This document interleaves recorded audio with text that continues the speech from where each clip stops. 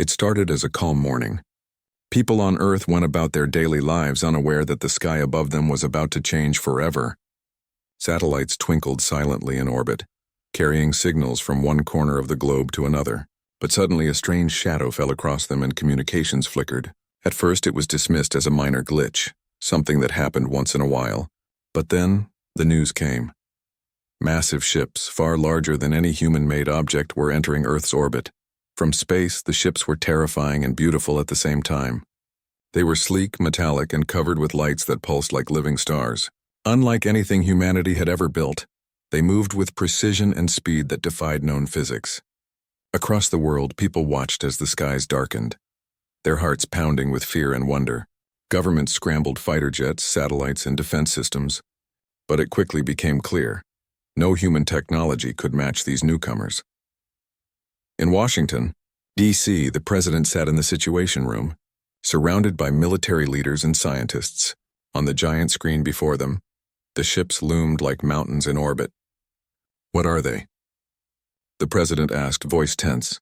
A scientist, Dr. Elena Ramirez, leaned forward.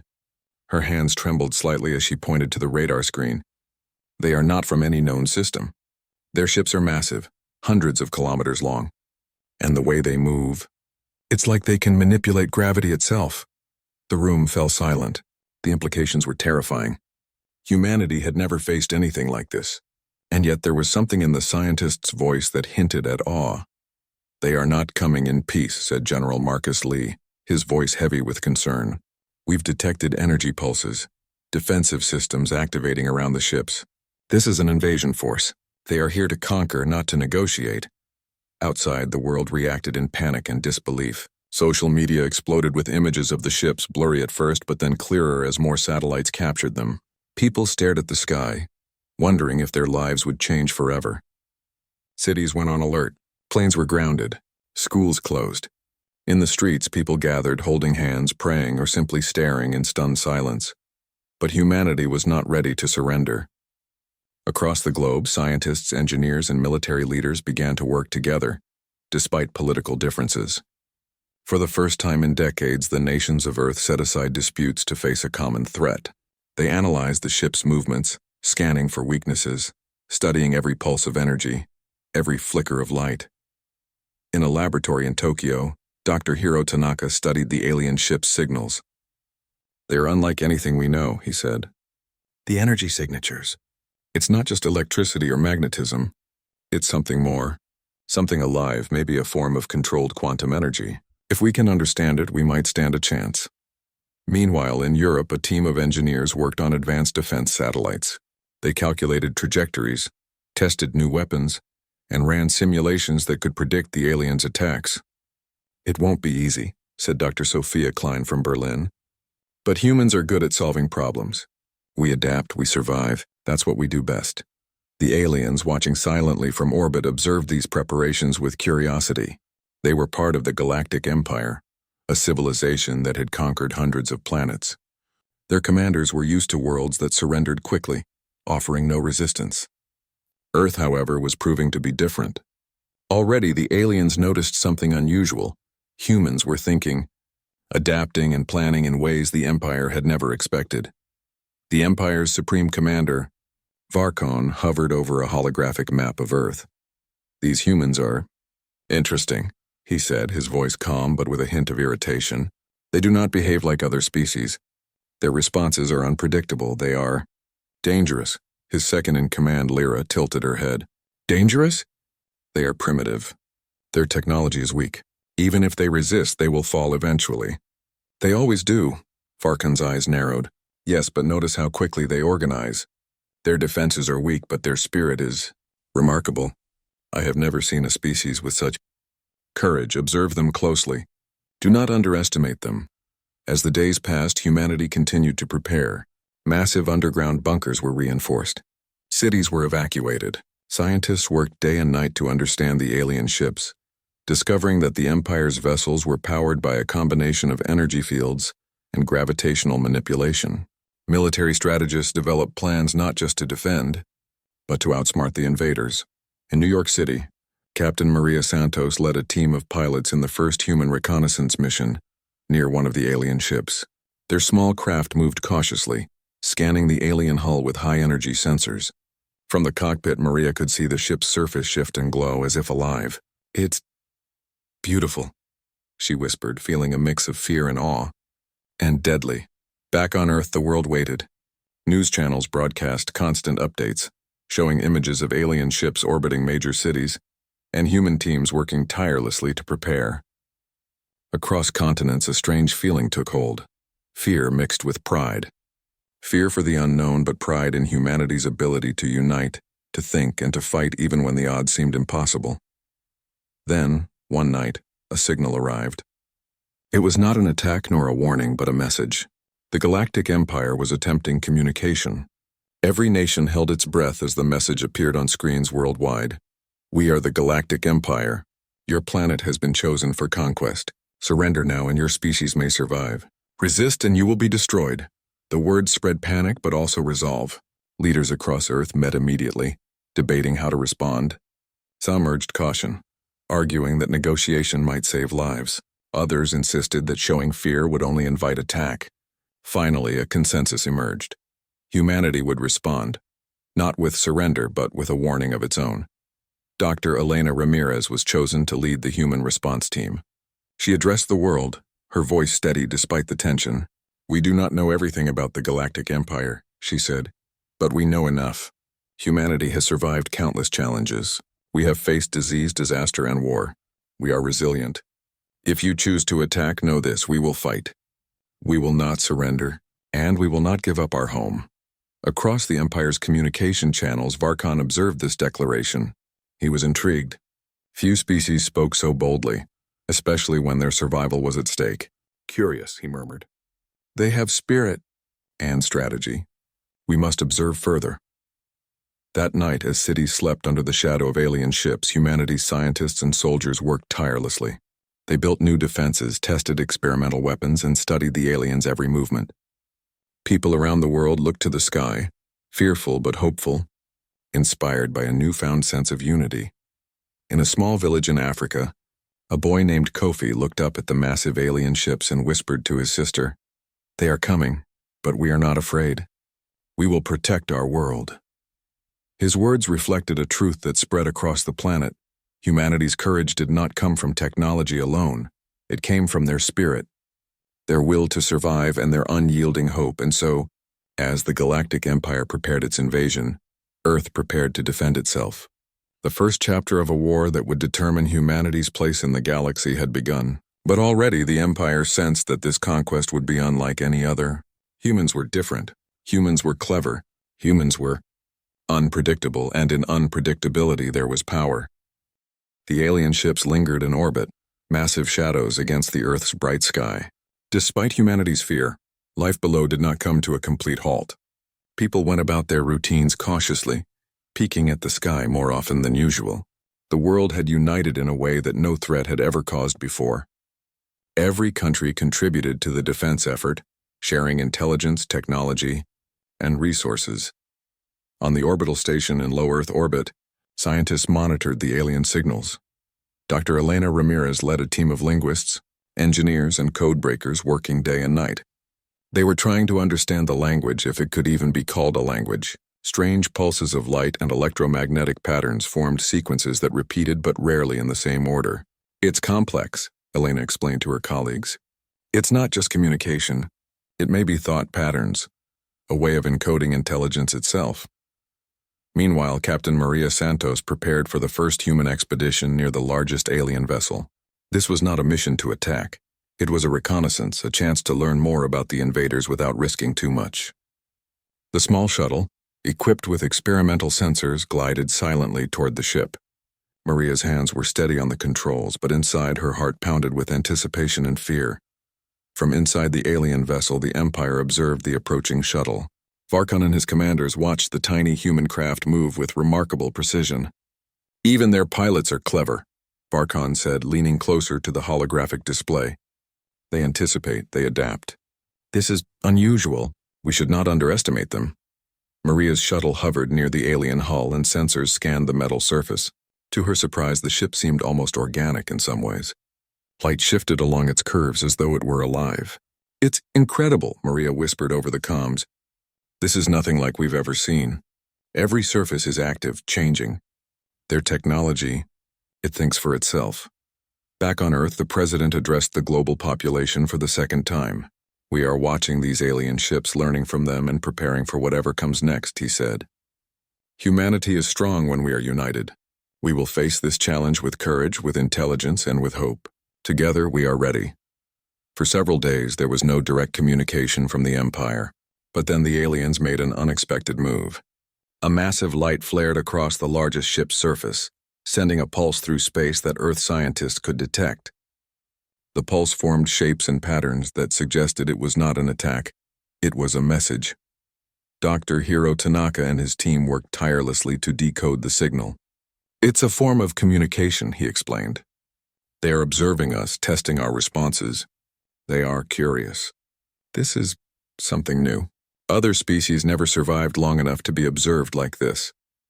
Finally, after long hours of calculations and analysis, humanity prepared a response. It was not a surrender nor a threat. It was an attempt to show intelligence, cooperation, and respect. Using a combination of satellites, radio waves, and light pulses, humans sent a carefully crafted message toward the largest ship. "We are humanity, from the planet you have discovered. We do not wish conflict, but we will protect our home. We ask you to communicate openly. Let us understand each other." Varkon studied the incoming message with interest. Few species had ever sent messages of diplomacy when faced with annihilation. Lyra, his second in command, shook her head. "They are naive," she said. "This is weakness. We should strike while they hesitate." Varkon shook his head. "No, this is not weakness. Look at their coordination, their courage. They are unpredictable. That is dangerous. Observe carefully. Perhaps they are more than we expected." In orbit, the first human expedition continued. Maria Santos and her team observed minor openings in the alien hull, strange portals that seemed to respond to their shuttle's presence. "It's almost like it knows we're here," Maria said. "Every movement we make, it reacts. But it hasn't attacked. Not yet." On Earth, scientists discovered something extraordinary. The aliens were capable of projecting holographic images over long distances. For the first time, humans saw the alien forms. Tall, sleek beings with luminous skin and eyes that glowed softly.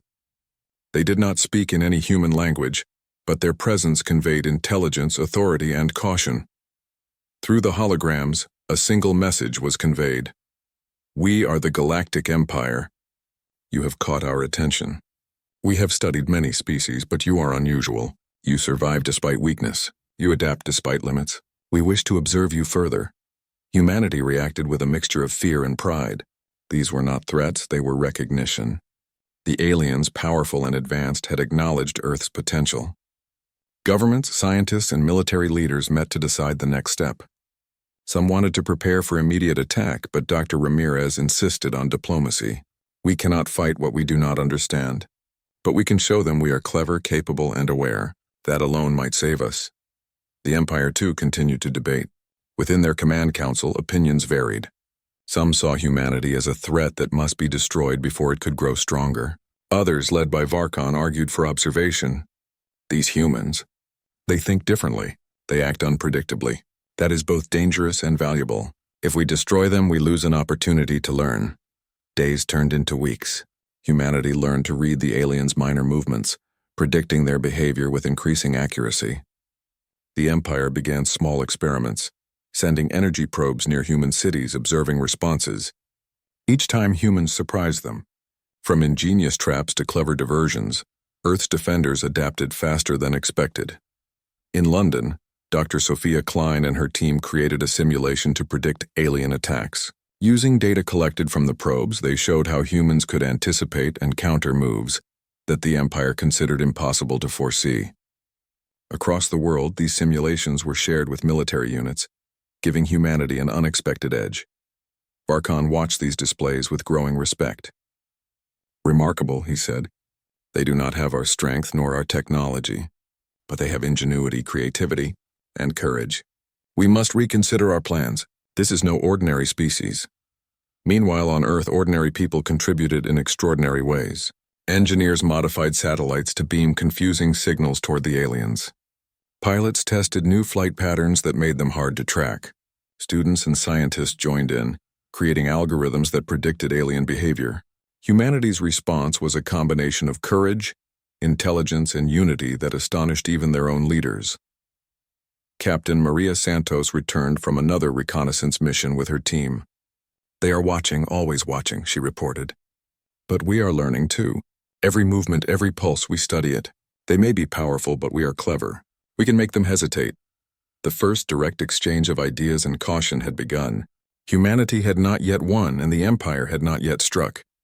But both sides recognized that Earth was different from any other world the Empire had encountered. For the first time, a planet's defenders were not simply waiting to be conquered. They were thinking, adapting, and warning the invaders that this would not be easy. On a quiet night in a small village, a young girl named Amara looked up at the stars. The alien ships glowed faintly above, but she did not feel fear alone. She felt pride in her people, in the scientists, pilots, and ordinary citizens working together, pride in humanity's ability to rise above limits. And she whispered to herself, "We are ready. We will show them who we are." Varkon, observing from orbit, considered the planet below. "They are not like the others," he said. "Their strength is not in their weapons, but in their minds and hearts. If we are to succeed, we must be cautious, and perhaps learn from them." And so the stage was set. Humanity and the Galactic Empire were now aware of each other's abilities. The first contact was not a battle, it was a test, a challenge, a warning that Earth was not an easy prize. Humanity had made its first mark on the galaxy, not with force but with courage, unity, and intelligence. The story of Earth's defense had begun, and the universe would never view humanity the same way again. Earth was no longer a quiet, distant blue planet. It had become the center of the galaxy's attention. The massive alien ships hovered in orbit, casting shadows over every city, every forest, every ocean. Humanity could feel the weight of those silent observers. Yet instead of despair, a determination stronger than fear began to rise.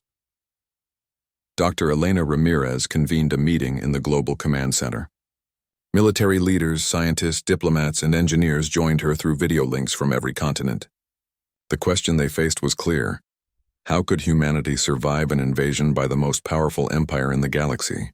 Elena tapped a holographic display that projected the alien ships above Earth. "We have learned much about their technology," she said. "They are advanced but not invincible. Their weapons, though powerful, have limitations. Their defenses are strong, but predictable if we study them carefully. We must show them that Earth is not a planet to be conquered without cost." General Marcus Lee leaned forward, frowning. "We can't just wait for them to attack. We need to make them hesitate.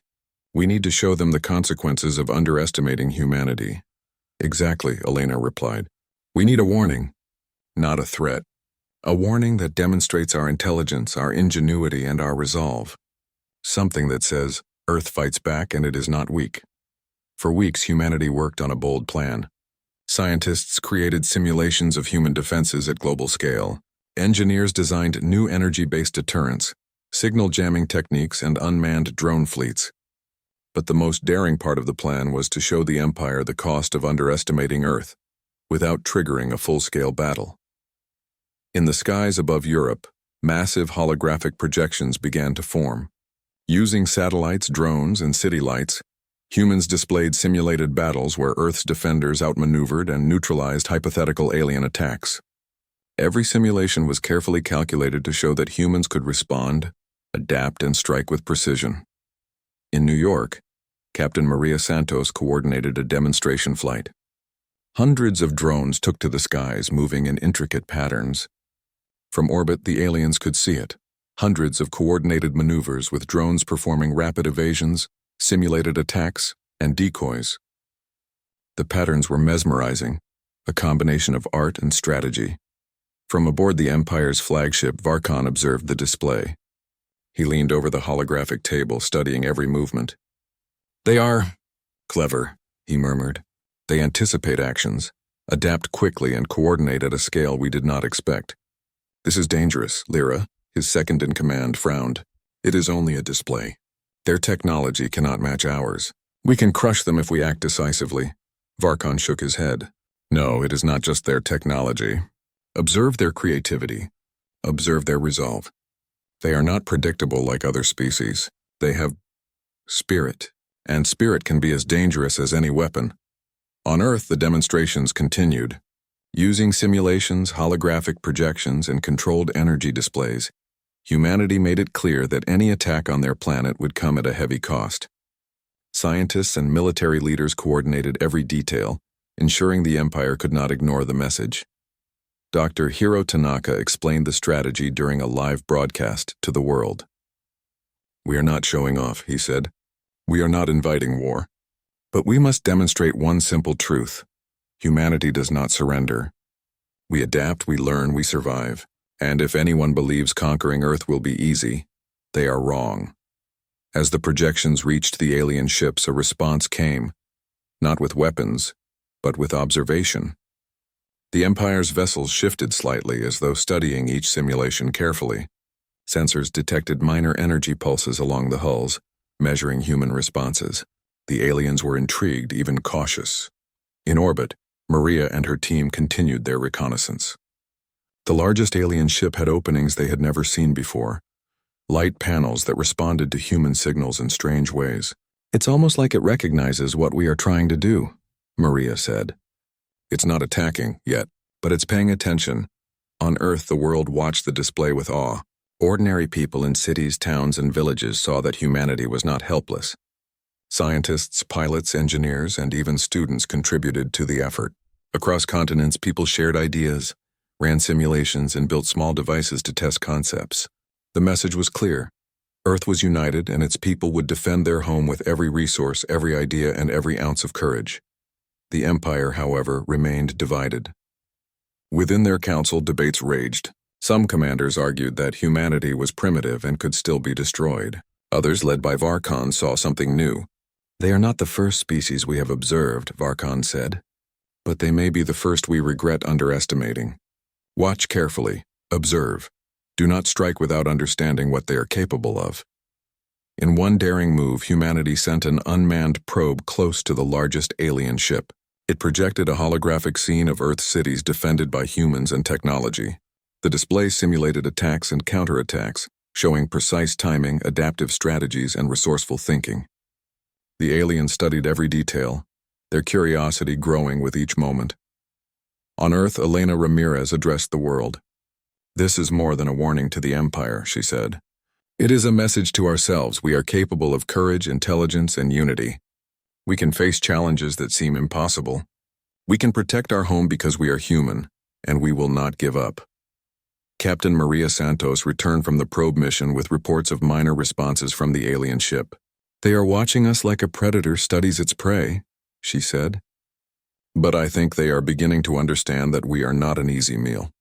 They are curious, and that gives us an advantage."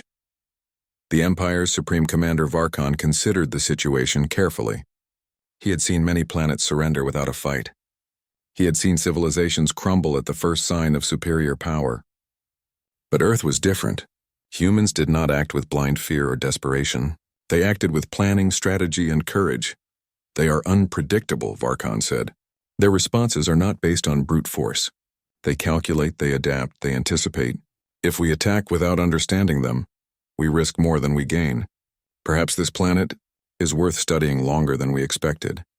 On the ground, humans celebrated small victories.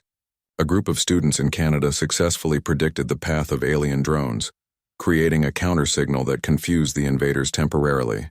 Engineers in Germany managed to reflect minor energy pulses from orbiting satellites, demonstrating ingenuity beyond the Empire's expectations. Every small success reinforced humanity's confidence and resolve. In New York, Maria looked up at the alien ships. "We're not done yet," she said to her team. "This is just the beginning. They are powerful, yes, but we are clever and we are united.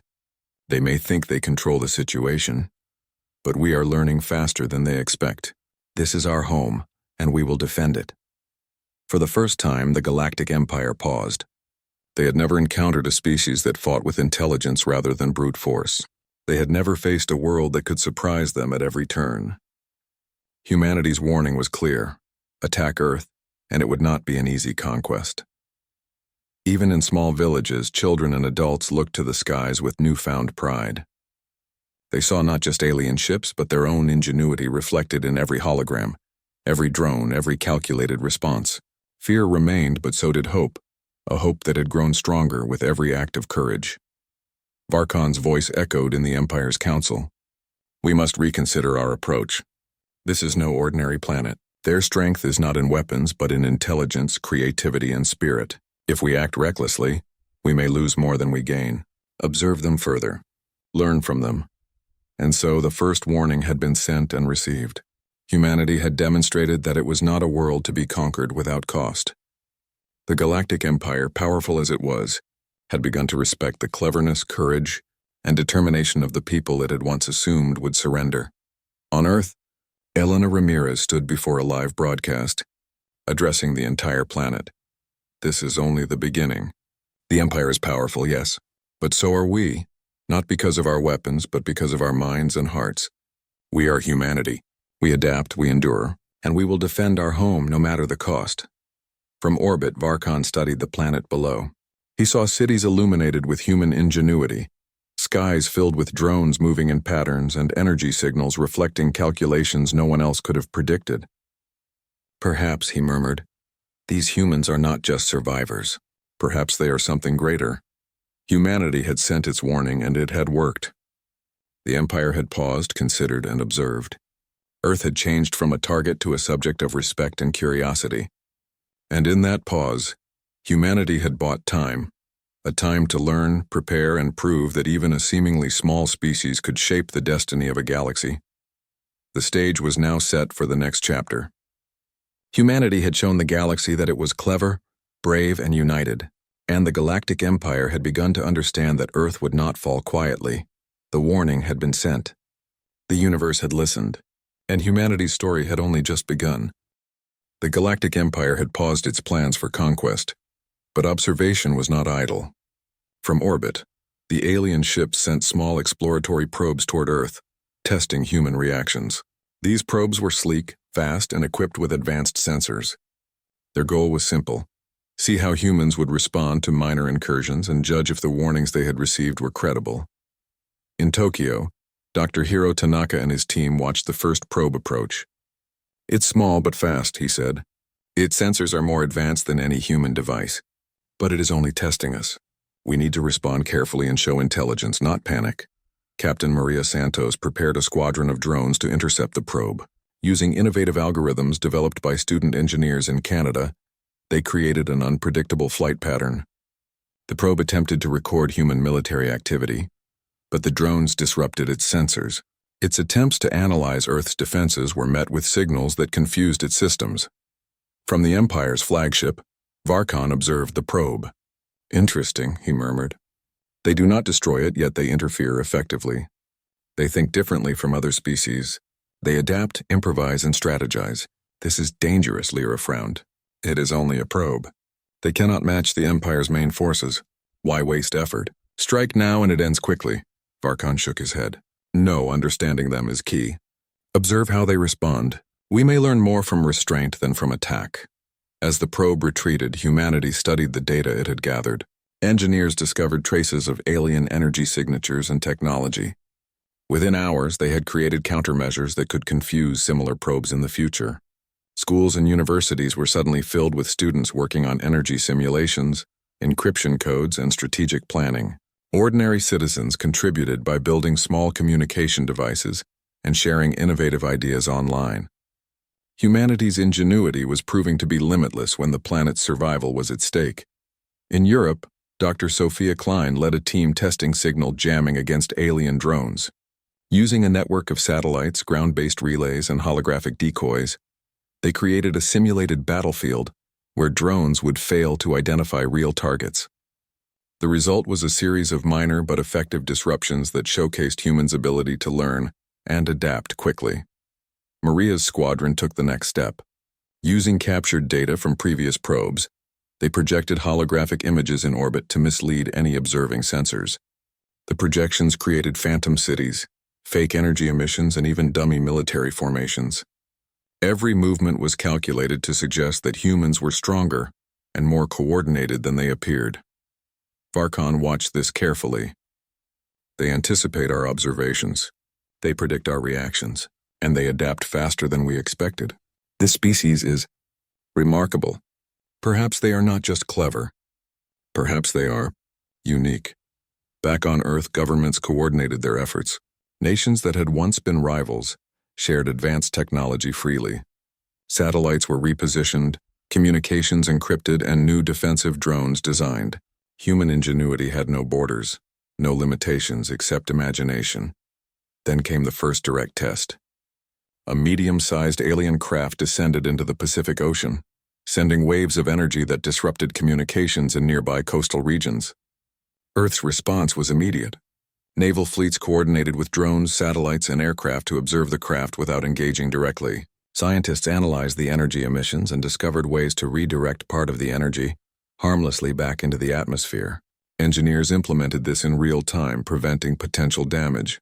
From orbit, Varkon was impressed. They do not attack blindly. They calculate, they redirect, they respond. Their defenses are creative, not just technical, they are unpredictable. Lyra, still skeptical, spoke sharply. They will fail eventually. Their technology is weak. Their planet is limited. This display cannot last forever. Strike and it ends. Varkon's eyes narrowed. Perhaps, but consider the cost. If we misjudge their intelligence, we may suffer unexpected losses. They have something no other species we observed possesses: imagination applied to survival. On the ground, humanity's ingenuity continued to shine. Small groups of civilians contributed in ways no one had anticipated. Engineers designed improvised devices to monitor alien energy fields. Pilots used unconventional maneuvers to simulate larger forces. Students ran mathematical models that predicted the Empire's next minor tests with surprising accuracy. Every layer of society contributed, creating a combined effort that astonished even their own leaders. The Empire sent another test. A squadron of small, fast ships flew over major cities. They emitted scanning pulses designed to detect defenses and measure human reactions.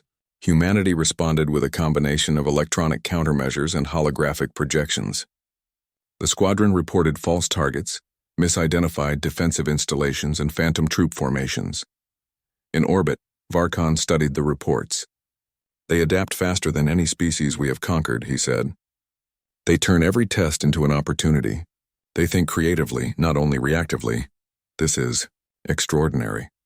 Even Lyra had to admit that humanity was more formidable than expected. Perhaps there is something to this caution, she said reluctantly. But they are still primitive. They cannot match our strength indefinitely. Varkon nodded.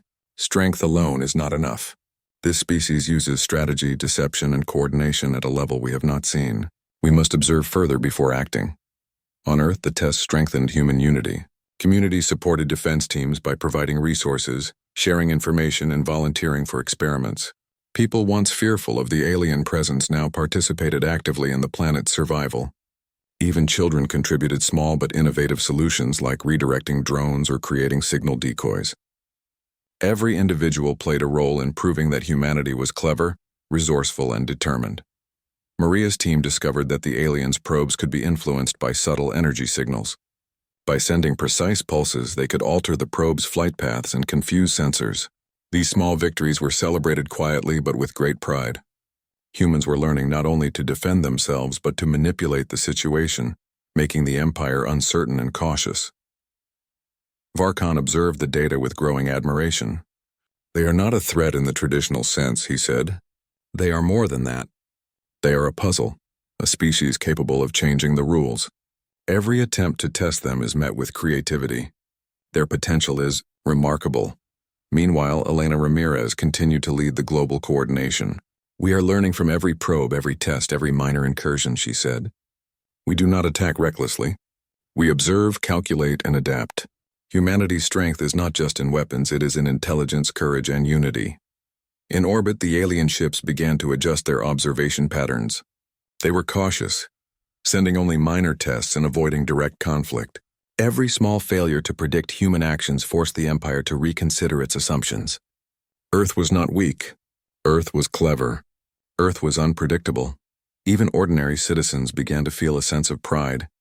People looked at the skies not with fear alone, but with a sense of purpose. They were part of the planet's defense, contributing ideas, energy, and ingenuity. Humanity's response had become a planet-wide effort, showing the Empire that Earth would not surrender quietly. Maria and her team returned from a reconnaissance mission over the Pacific, reporting minor disruptions in the alien craft's behavior. "Every time we adapt, they hesitate," she said. "They expect fear, confusion, surrender. Instead, we give them strategy, precision, and ingenuity. We are not just defending Earth. We are teaching them that humans are not predictable." Varkon considered the planet below. He had faced countless species and conquered many worlds, but Earth was different. Humans had strength, yes, but their true power lay in their minds. They were capable of adapting faster than the Empire could predict, responding creatively, and surprising even the most advanced technology. "They are remarkable," he said quietly. "We may have underestimated them. Perhaps there is more to this planet than conquest. Perhaps there is knowledge to gain, intelligence to respect, strategy to learn. Observe them carefully. They are not ordinary." And so the test continued. Humanity had survived each minor incursion, turning potential disaster into opportunity. The Empire learned that brute strength alone could not conquer this planet. Humans used intelligence, ingenuity, and courage to turn every test into a demonstration of their potential. The stage was set for the next challenge. Humanity had proven that it could adapt, outthink, and endure. The Empire had learned caution, and the galaxy began to see that Earth was no ordinary world. It was home to a species that would not surrender, a species that could teach even the most powerful civilizations a lesson in ingenuity, strategy, and spirit. The game of observation and adaptation had begun. Humanity was clever. Humanity was brave. Humanity was unpredictable. And that unpredictability had become their greatest weapon. The weeks of observation had changed both Earth and the Galactic Empire. Humanity had proven that it was clever, resilient, and united. The Empire had learned caution and respect, but it still considered Earth a potential prize. However, one of the Empire's commanders, intrigued by human ingenuity, suggested a new approach: diplomacy. Dr. Elena Ramirez and a select team of diplomats and scientists were chosen to respond. The plan was not surrender or compromise. It was to communicate humanity's value, intelligence, and willingness to cooperate while making it clear that Earth could not be conquered without enormous risk. In Washington, the president addressed the team. "You represent all of humanity," he said. "Your goal is not to negotiate weakness, but to show strength through intelligence, courage, and strategy. If they understand what we can contribute, perhaps war can be avoided." Maria Santos was assigned to lead the escort for the diplomatic shuttle, a small but heavily shielded craft capable of reaching the Empire's largest ship. The journey was tense. The crew of the shuttle moved through space with extreme caution, every maneuver calculated to avoid unnecessary attention. In orbit above Earth, millions watched on screens as the shuttle approached the alien vessel. The Empire's observation drones surrounded it, scanning, measuring, and analyzing the craft. Within the ship, Varkon waited, curious to see how humans would act when given the opportunity for dialogue rather than confrontation. The shuttle docked with the alien vessel. Inside, Dr. Ramirez and her team were greeted by holographic representations of the Empire's commanders. They were tall, luminous, and commanding, but their expressions conveyed curiosity rather than aggression. Varkon's voice resonated through the hologram. "You have proven unusual," he said. "Your species reacts creatively to tests, adapts faster than we anticipated, and demonstrates courage beyond expectation." "Explain yourselves." Dr. Ramirez stepped forward. Her voice was calm and confident. "We are humans from Earth. We have survived countless challenges, both on our planet and in understanding the universe. We value life, cooperation, and knowledge. Our response to your test was not fear, but a demonstration of our capability. We defend our home because it is unique, and because we understand the cost of conflict." Varkon observed quietly. The calm, precise words of the human diplomat were unlike any interaction the Empire had experienced before. Most species had either surrendered or attempted direct conflict. Humans were different. They combined courage with strategy, spirit with intelligence. "Our simulations and defenses were meant to show more than strength," Dr. Ramirez continued. "We intended to show that attacking Earth carries risks, not just for us, but for you. We also intended to demonstrate that humanity is capable of cooperation, innovation, and problem-solving. These are not threats but assets. Imagine what we could achieve together. For a moment, silence filled the chamber. Even the Empire's advisors seemed taken aback. Lyra, still cautious, leaned forward. You speak of cooperation, yet you have resisted every probe, every test. How can we trust your intentions? Maria, standing beside Dr. Ramirez, interjected. We resist because we protect our home. But we are also capable of learning, adapting, and sharing knowledge. Our planet is rich with ideas, culture, and potential. If you approach us as partners instead of conquerors, we can contribute to mutual understanding and growth. Varkon considered the argument carefully. He had studied many civilizations, and many had fallen because they relied only on technology or brute force. Humans relied on intelligence, creativity, and unity. Even when weaker, they had turned minor incursions into opportunities to learn, adapt, and survive.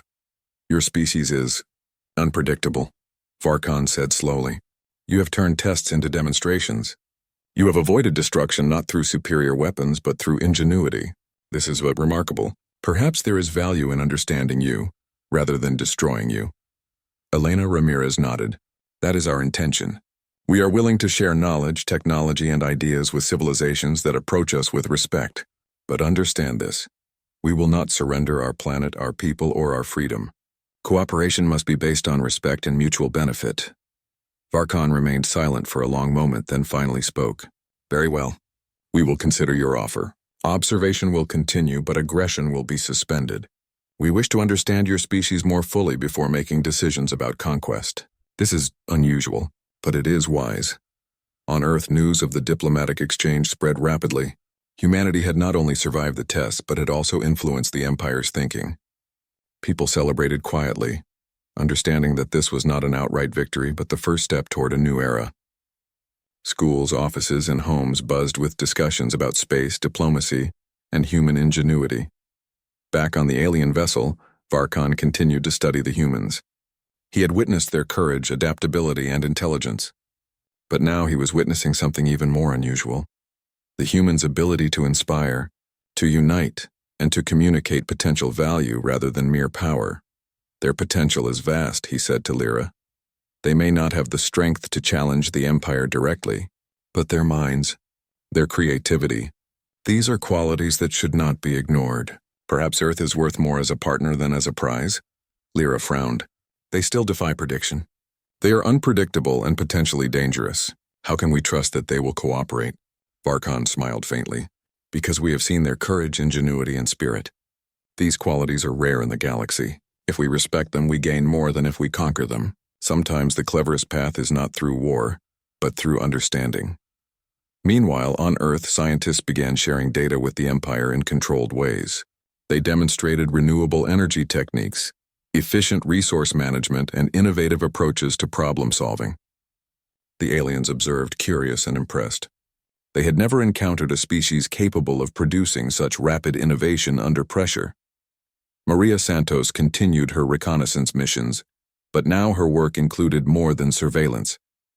She shared insights about human strategies, technology, and culture, emphasizing potential cooperation. Each interaction built trust and understanding, though the Empire remained cautious. Varkon, however, was convinced that humanity was different. He had seen civilizations collapse due to arrogance and underestimation.